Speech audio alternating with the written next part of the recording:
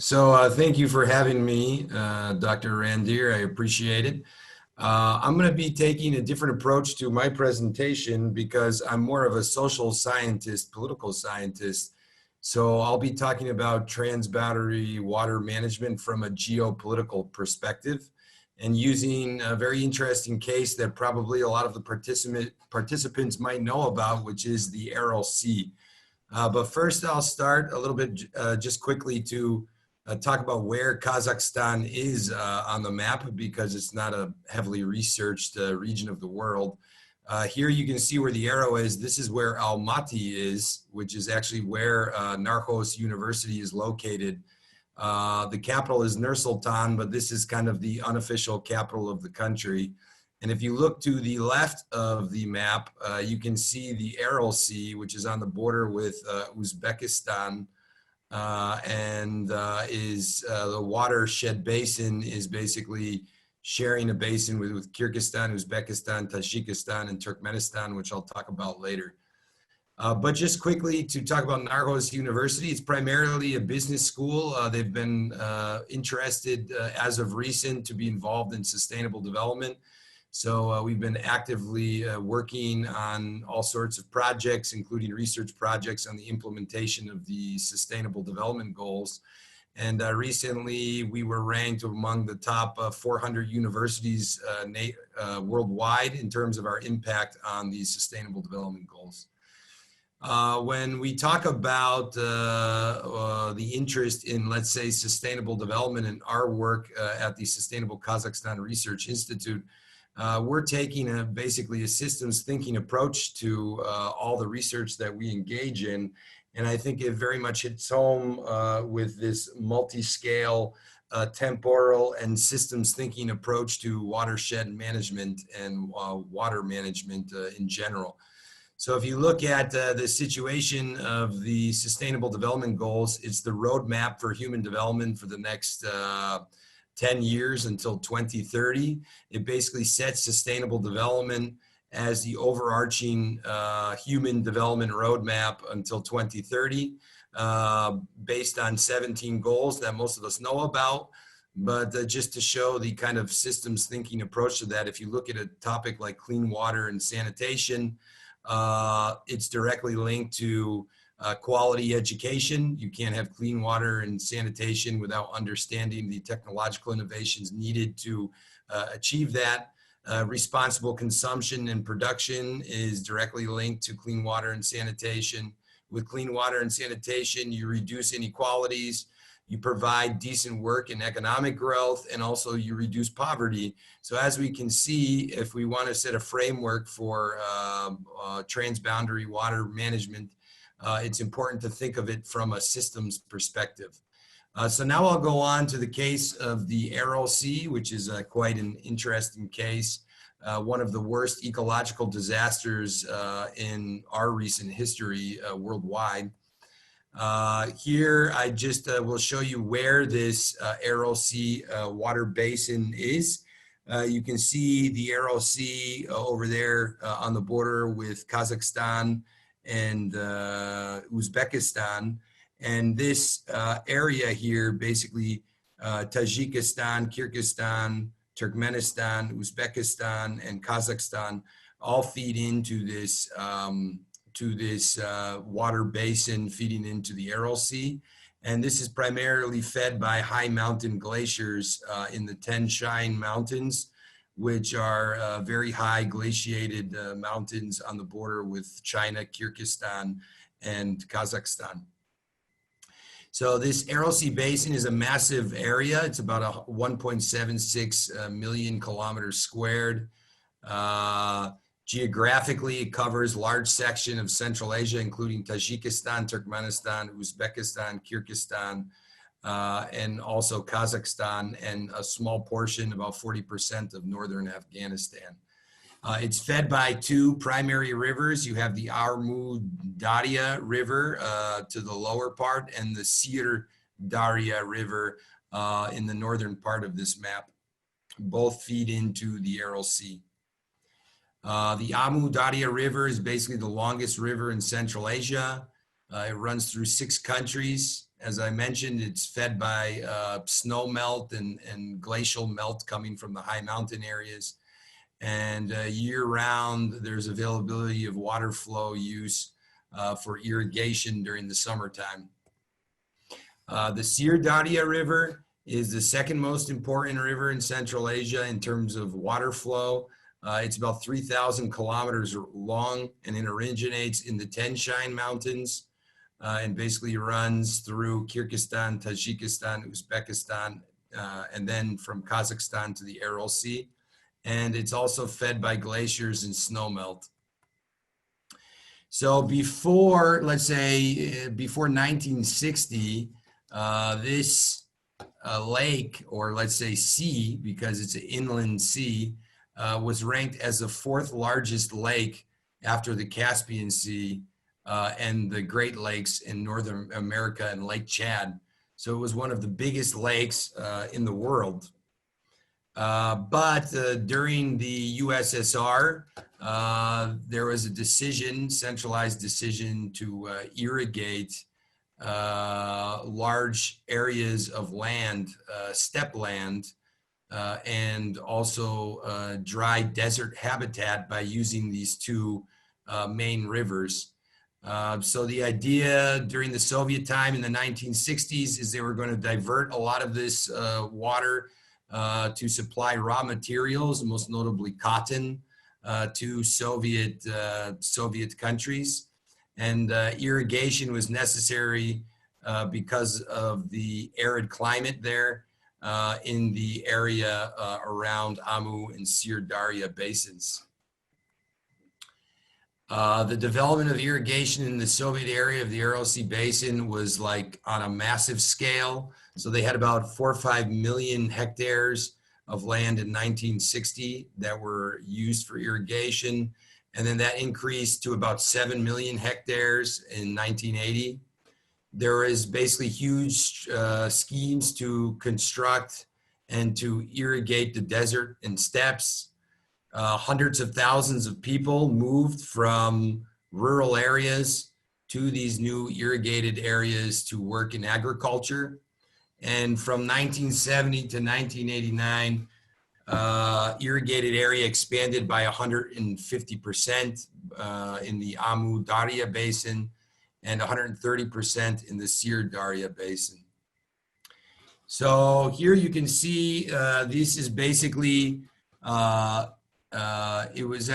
basically here you can see where the irrigated lands were. So I mean, again, this is a massive area of land hosting several countries, and it was estimated there was 107 kilometers of irrigation withdrawal, which accounted for about 90% of the total water coming from the basin.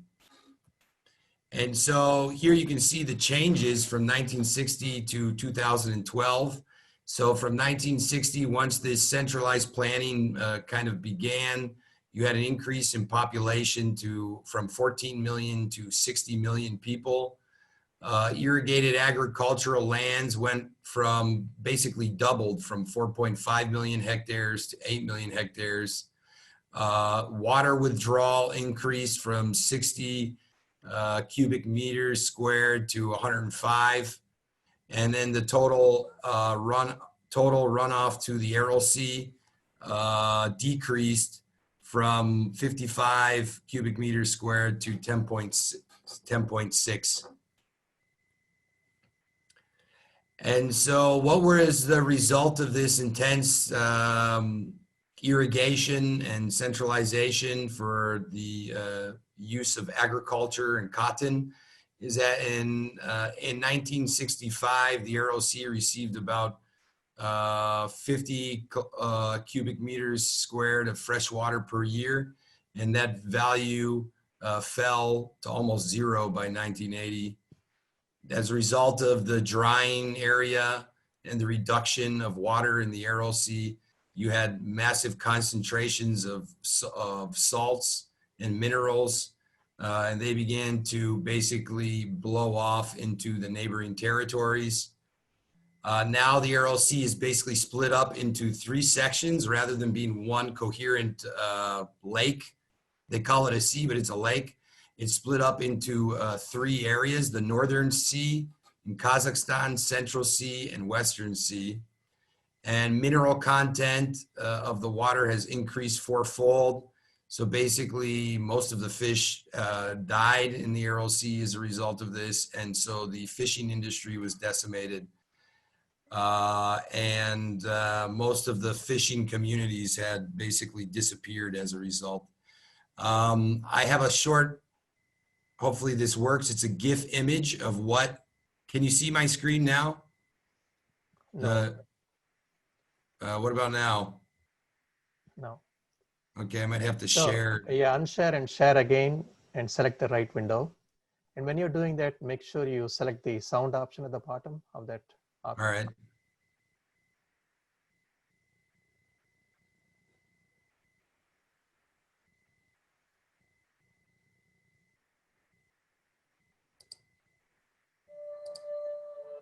Okay, actually, the sound isn't so interesting, so I'm going to mute that, but I will share this.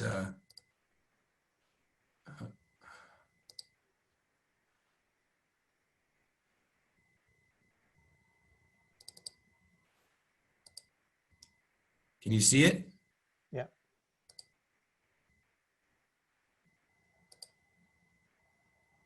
Oh, no, this isn't it. Apologies. Wait, hang on. Sorry. It's this one.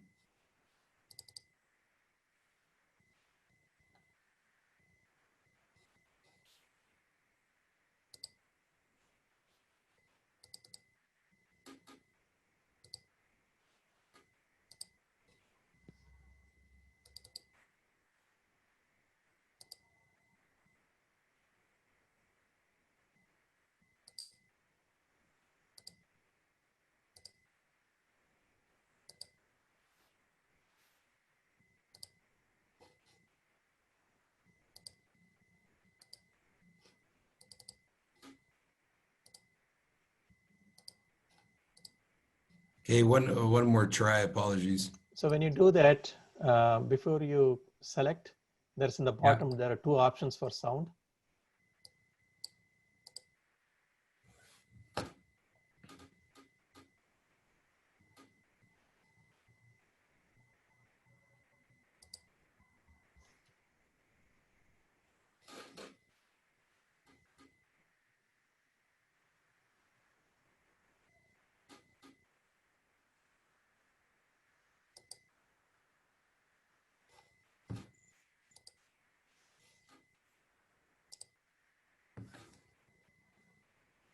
Okay, so here, this should work now. Apologies for that.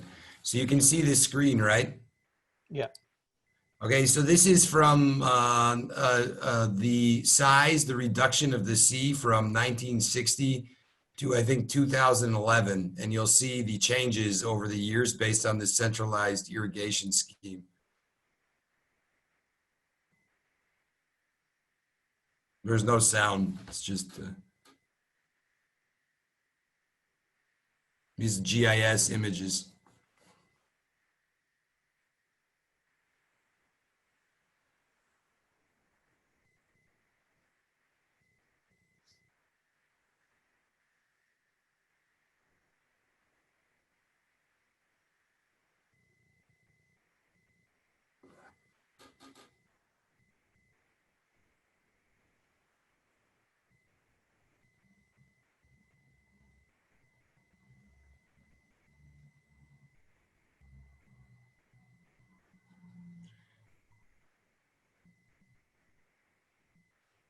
And what you'll actually see here is that overall in the 50-year time period, there is a massive reduction in the total amount of water in the Aral Sea, but there was some increase, and I'll explain the reasons for that later on in my presentation.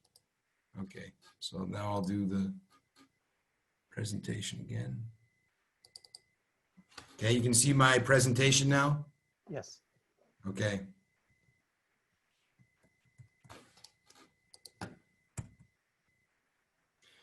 So, and this is another interesting, if you look at these basically GIS images here, the top one, you can see the dust storms from the dried up seabed that happened as a result of the seabed drying. Because it's a very windy area, there's strong winds, all of this dust basically blows into neighboring villages from the dried seabed.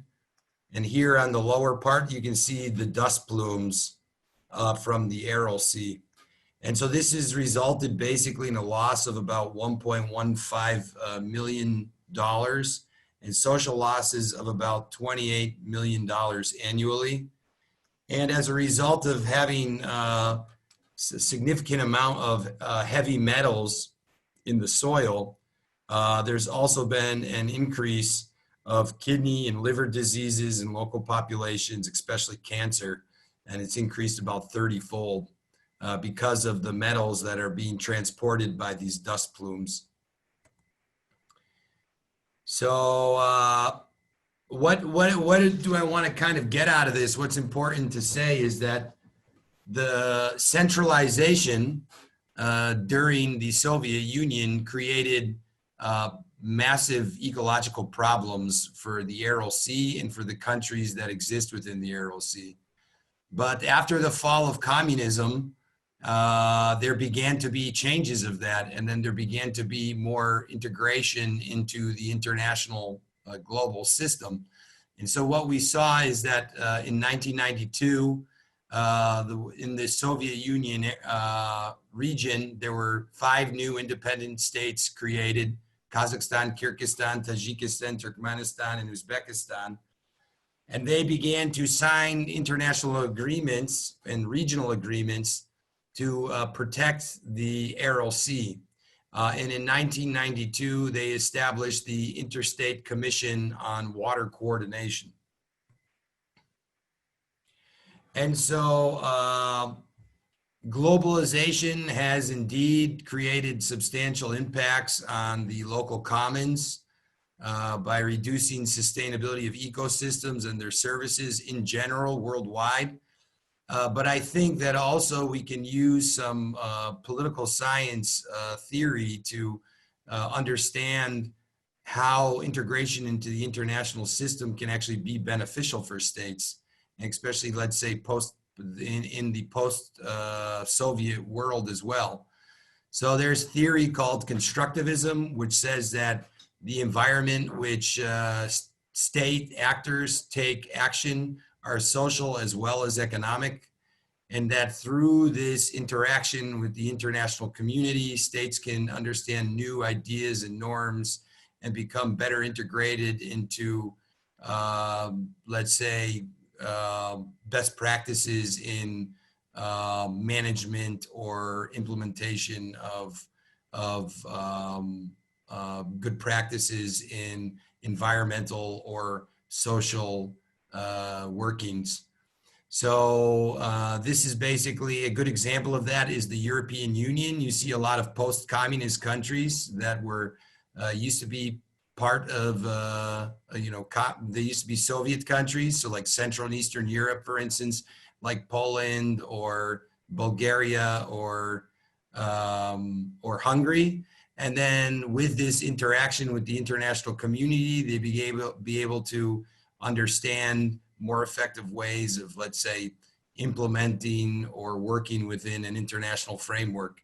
So you have big European directives on water quality, which are passed on a European level, and they're implemented in new member states like Poland or Bulgaria when they entered the European Union. So it can actually provide for more support for water conservation and for ecological conservation. And we see this also in the case of the Aral Sea. And so in 2002, Central Asian countries in the Caucasus also formed the Kakina Regional Water Partnerships framework. And so with that, they're also integrating, they support this integrated water resources management approach into policies and practices. And so there's political dialogue on that and cooperative projects which are happening on a regional level in relation to integrated water resources management. Also, there's been opportunity to access international funds. So there has been a little bit of, let's say, return of not the entire Aral Sea, but the northern part. So as I mentioned, it was broken down into 3 parts. And so in 2005, there was almost a $100 million investment by the World Bank. And the Kazakh government had also thrown its support to create an 8-mile dam that separates the 2 parts of the Aral Sea. And ever since the dam was finalized, it's accumulated about 30 cubic meters of water in the northern Aral Sea. It has also helped restore the delta and revive the wetland ecosystem. And actually fisheries, because there's more concentration of water in the North Sea, fisheries have also begun to be restored. And they've seen a 50% increase in the first 3 years of the implementation of this dam, the finalization of this dam in terms of water concentration since it was finalized. I think this is another one of these files which just shows, let me share this with you. This is an image. Can you see it? Yes. Okay, so this is basically before the dam was completed, and then about a few years afterwards. And what you can see here is that the concentration of water in the North Aral Sea has increased.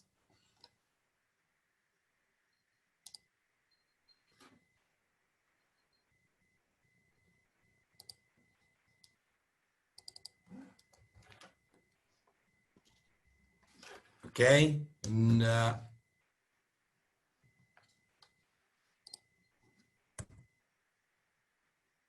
another example is work on climate change adaptation and mitigation for the Aral Sea Basin. So this was also supported by the World Bank and the Executive Committee for the International Fund for Saving the Aral Sea. They developed a climate change platform, which basically is working on national, regional, and international scale to collect data layers and to create a cloud-based management system for understanding the problems linked with the Aral Sea and how to manage it. They also created a regional fund focusing on investments in agriculture and land resource management with rural communities and stakeholders, and coordination on a regional, national, and local level. And so here you can see this kind of data cloud service that they're creating through this project. And it's taking satellite Earth observation data from the top, and then collecting ground-based data from the bottom, and then providing services like stakeholder alerts and data management and analytics and GIS for people to better understand and manage resources in the Aral Sea Basin. This is my last slide, just some conclusions based on this case analysis, is that basically required centralized decision-making during the Soviet Union times created a massive ecological disaster. Then independent states, after the fall of communism, had able to work together to solve problems as part of this common resource. Opening up CA countries allowed them to engage in the broader international community to devise strategies to deal with problems. They also had the access to international funding as a result of that to support concrete projects to improve the Aral Sea.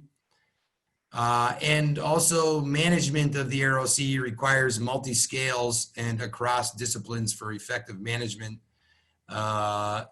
In some cases, it can be hindered through globalization, But in the case of the Aral Sea, this social learning through globalization has assisted in ecosystems management. So that's basically my presentation. And if you have any questions, I'm happy to answer them. Thank you.